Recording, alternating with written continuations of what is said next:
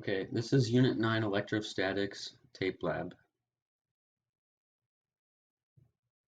For this lab, we began with two pieces of tape that were stuck together. One was labeled the top tape and the other was labeled the bottom tape.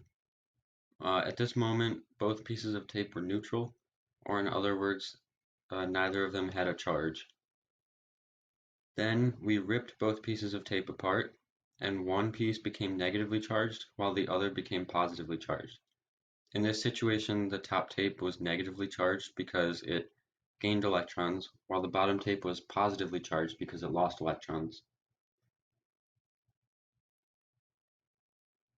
Moving on to the tape and paper situation. Again, before the attraction, the top tape is still negatively charged and the bottom tape is still positively charged. And then during the attraction, the tape is charged, but the paper is not. And so the electrons will orient themselves in a certain way so that they get closer to the opposite charge because they're attracted. So you'll see that, for example, in the top tape situation, the electrons in the top tape atoms are attracted to the protons in the paper atoms, and so they move closer.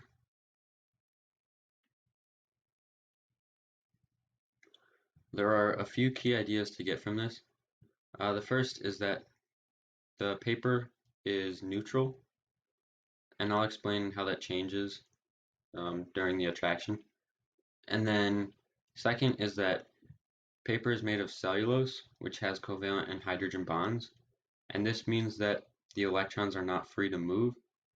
So while the electrons can orient themselves in a certain way within each atom, they cannot move from atom to atom.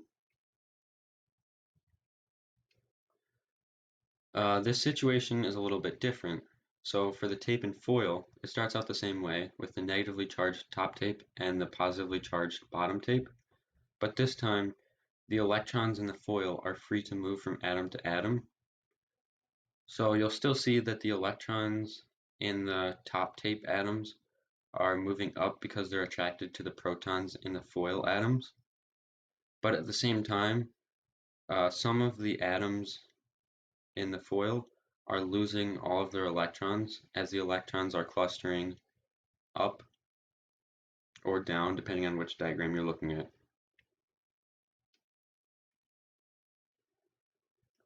Again, there are a few key ideas to get from this. The first is that the foil is neutral, and I'll explain again how that changes during the attraction. And the second is that foil is made of aluminum, and aluminum is a metal, and metals have metallic bonds, and metallic bonds have delocalized electrons, or sometimes called a sea of electrons.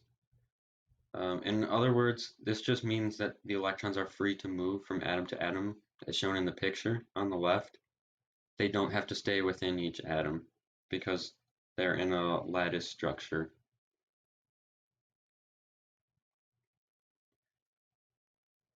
So in summary, this electrostatic force lab can be summarized using Coulomb's law. And this just basically represents how electrostatic force is directly proportional to the charge of two particles and inversely proportional to the square of the distance between the particles. And then there are another few key ideas to get from the lab as a whole. The first is that the tape and the other objects accelerated towards each other. Because of the acceleration, we know that there's a force, and this is the electrostatic force. The charged tape caused a dipole moment, or a momentary slight charge, in the neutral paper and foil.